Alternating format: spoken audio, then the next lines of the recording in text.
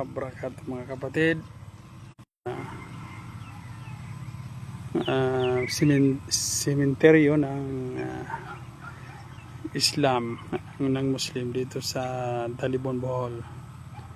So doon sa Ubay, mayroon din doon yung pinuntahan natin nung nakaraang mga araw. Naglinis tayo doon. So yun po ay libre. Dito naman ay private. So malapit to sa Masjid Isa Ibn Maryam. Ito po yung lugar ng Talibon Memorial Cemetery. So ayan si Sister Aya naglinis. So may dalawa na dito. So ano kaya nangyari dito? Baka inano yun. Dito malabong dito. Ayan si Sister Aya. So maglinis tayo ng damo.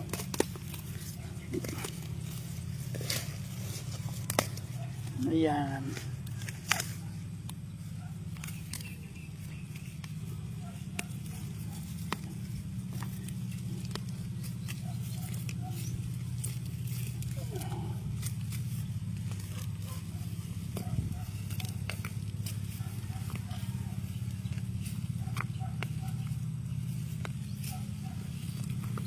Itong malaking bato, tanda na dito yung ulo.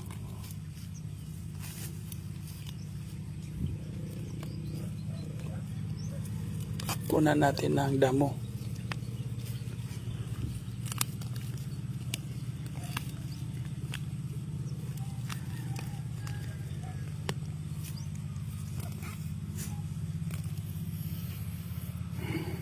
Yan. Labong na.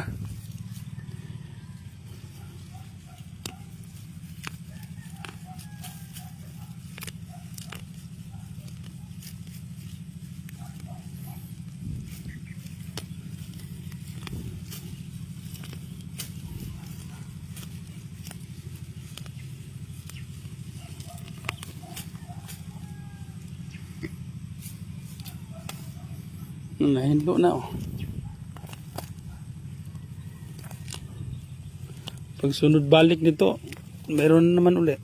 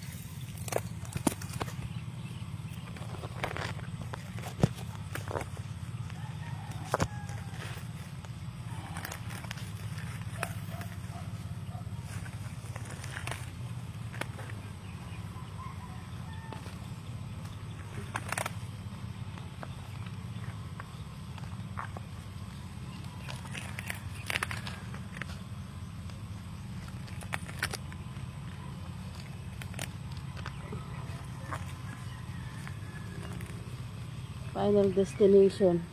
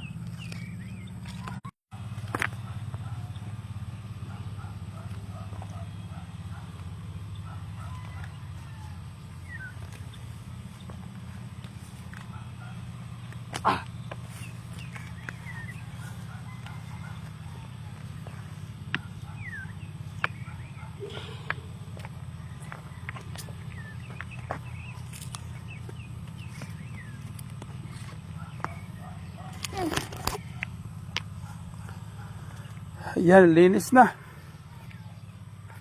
Alhamdulillah. Oo, ang ganda na. Oh. Linis na. So, yun po mga kapatid. Ito yung cemetery ng mga Muslim. Pero ano to? Private. Yan. Private. So, ano to? 2,000 square meter. Papunta ron.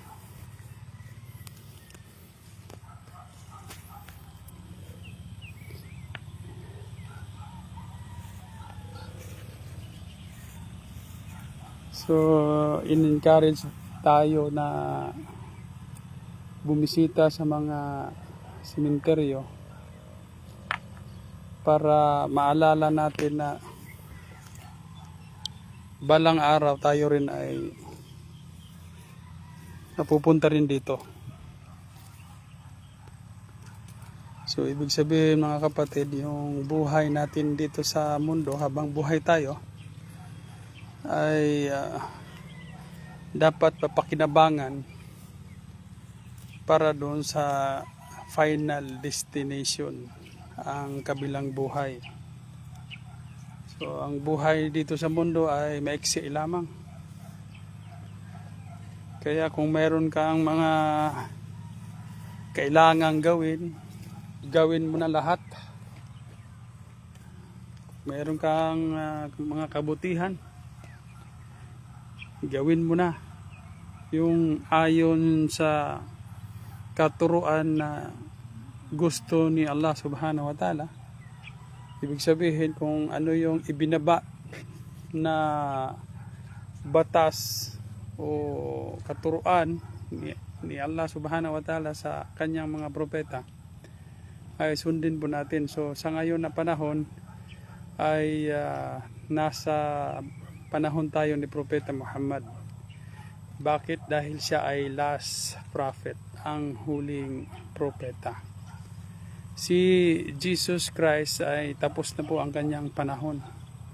Dahil ayon sa kanyang mga nasabi, na sikat to na nasabi ni Jesus na ako'y pinadala sa nawawalang tupa sa bayan ng Israel.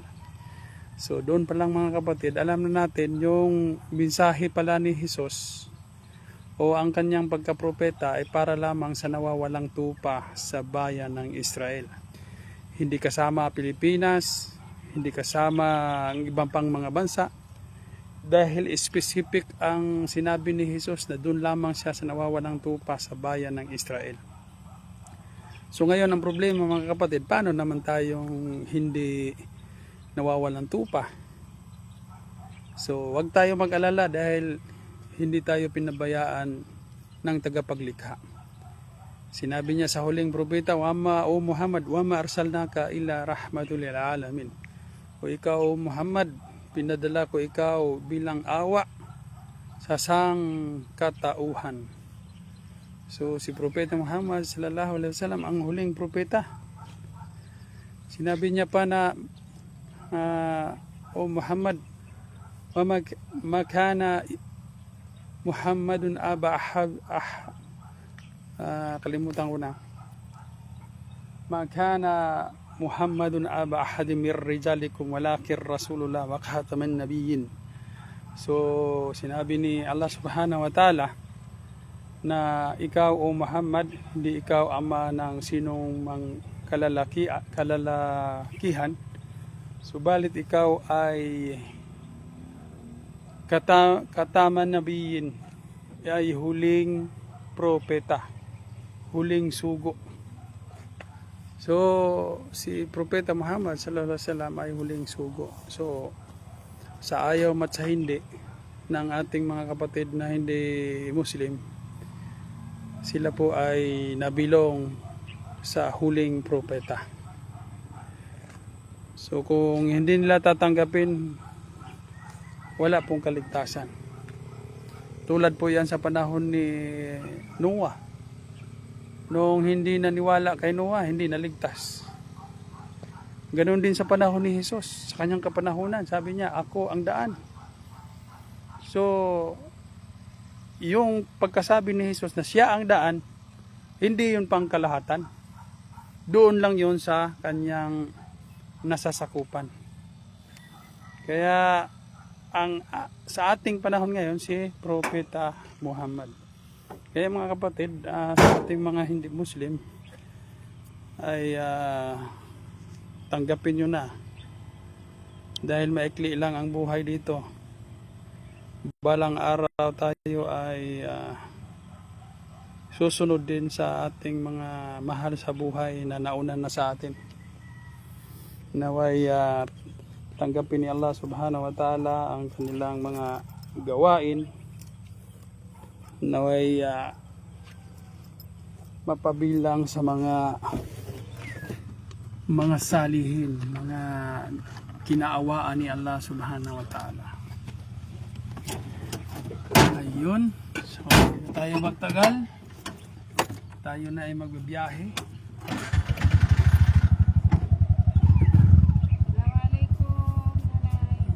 Assalamualaikum warahmatullahi wabarakatuh.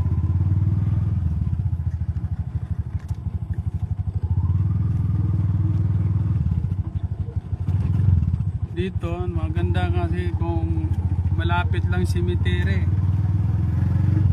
isang kimbot lang nandyan na agad kasi malapit lang, abot dito yung Adan.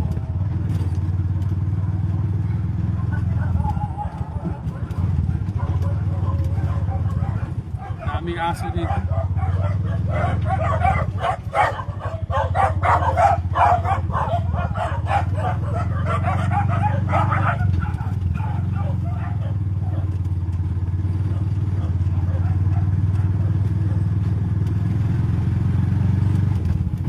Dito naman banda,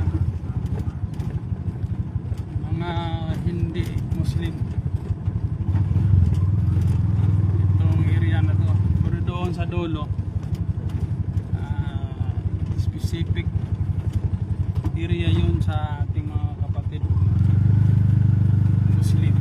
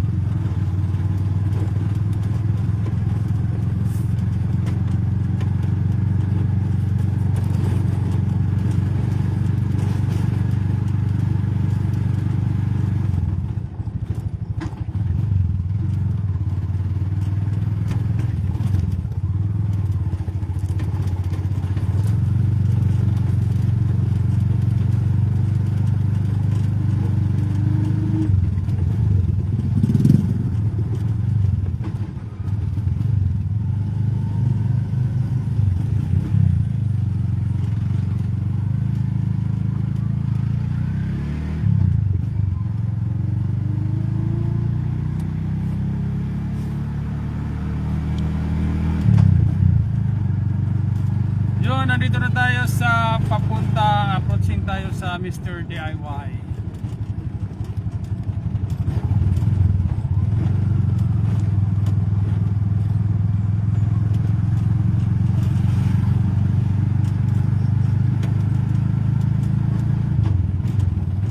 Maghanap tayo ng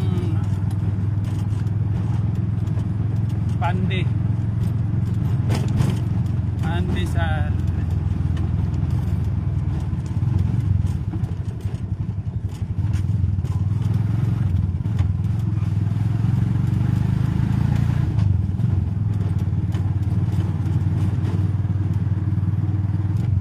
May kuryente na yata, mayroong kuryente dito eh.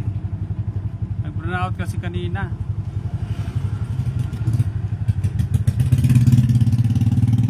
Larga. Ayan o, Mr. DIY. Wala tayong tuyo, man. Wala tayong gourmet tuyo.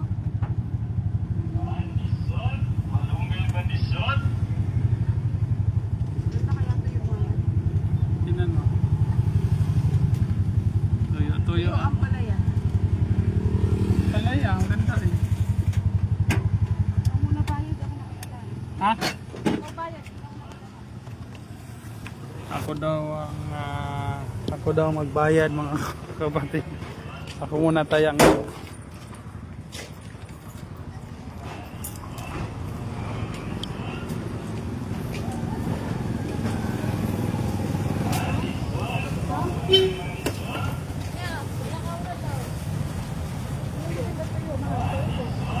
Ha? Okay rin oh. Daghagunod. Ito gamay ng tugunod. Asa? Okay ni, kanilagi. Baghagunod.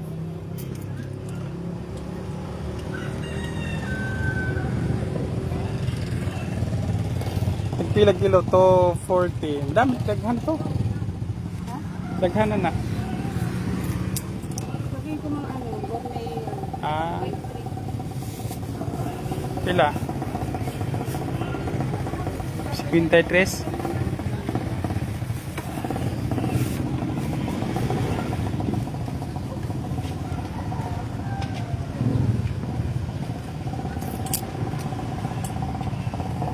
Ay, hinog.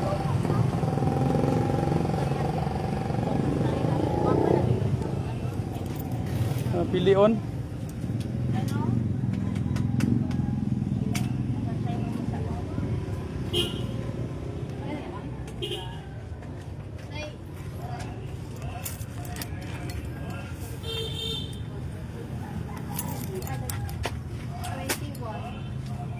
Pili ka mo siya. Ano ba? Palaya? Palaya ka. Oh, pala. Gaw. 53. Punta na ko na po siguro. Ako na. Pila? 53 ang Ah, sakto. Para sa dadid no. Ah, magpalayan mo. dalawa lang. Oo.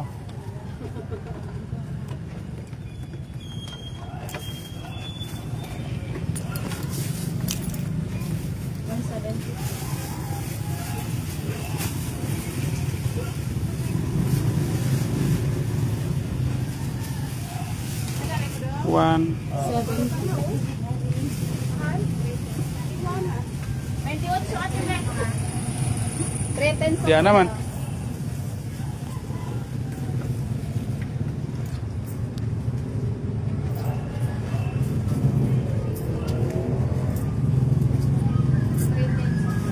Thank you, sir. Sabi mo, ma'am, na. Ano na daw?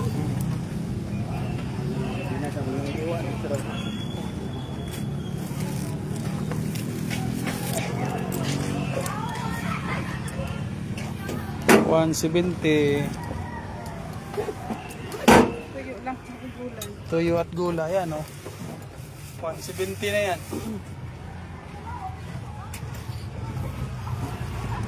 Araw-araw 170. Tuyo gulay.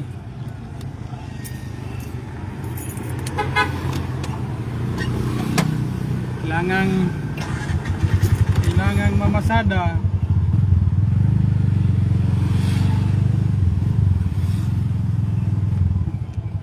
Mahalagid karon ng mga paliton.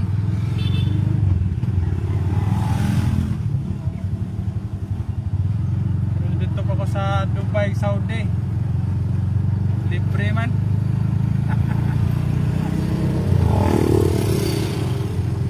Libre sa ano kumpanya eh. Punta kami na Miss Hall. Pero yung ano, paulit-ulit.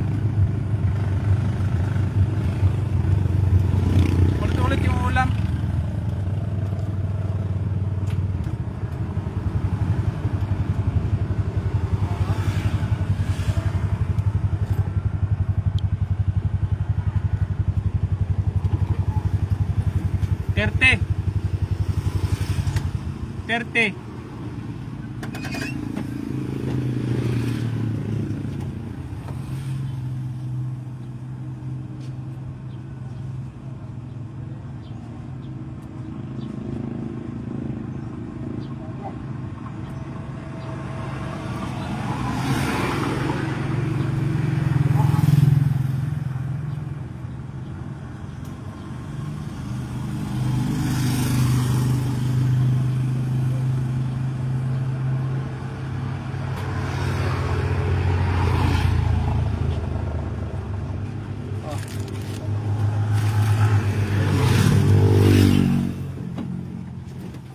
Nakabili na tayo ng pandesal, panggulay.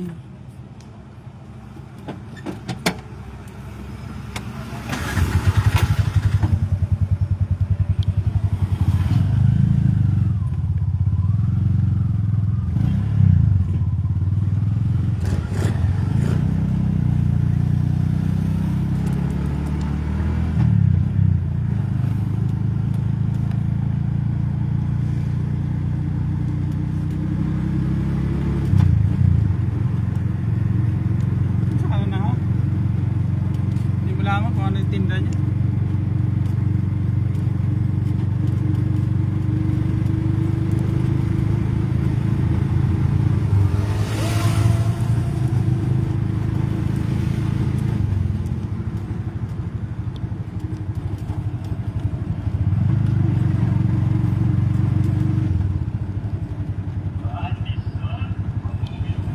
So, liko tayo.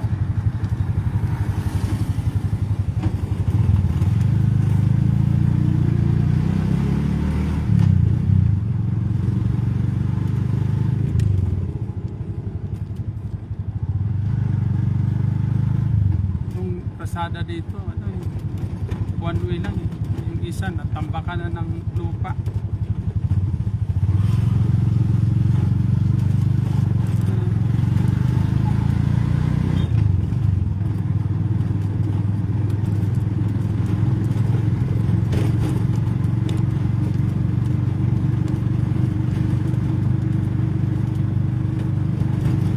Ito yung papasok sa amin. Balintawak papuntang Samco.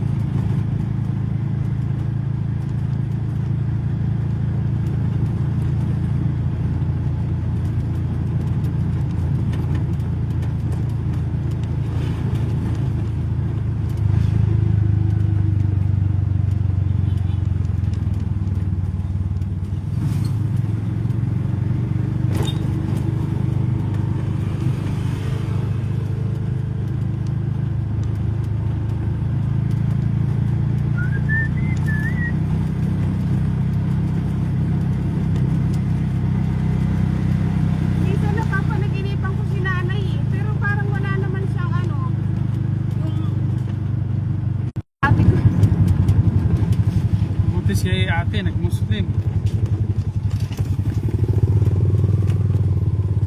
No? Oo.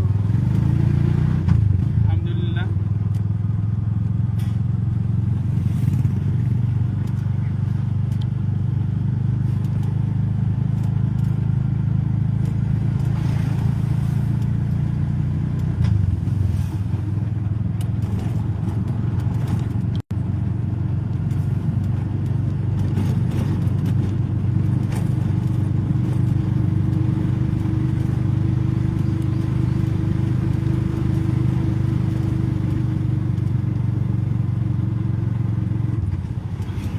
Tayo liko kaliwa.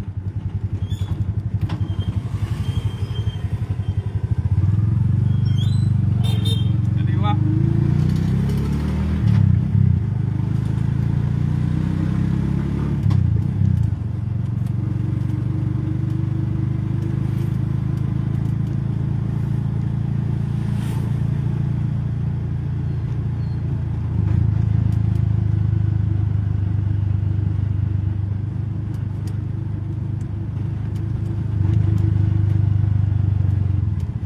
Reach your destination. Masjid Isa. Ibnu Maryam. Ayay, nilipat man.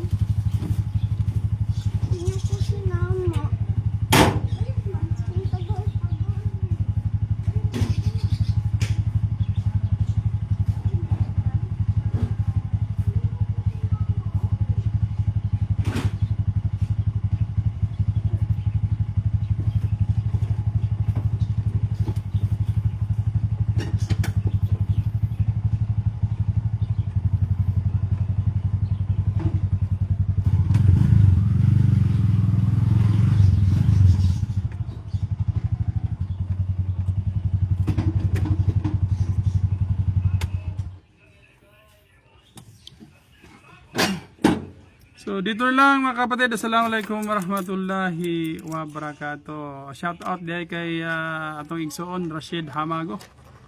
Naway daghanon pa ang biyaya sa inyo diha bro sa atong mga kanding diha. No. Amin, amin. Na wala ang signal. Si Nor Garcia. Shout out po sa inyo diyan.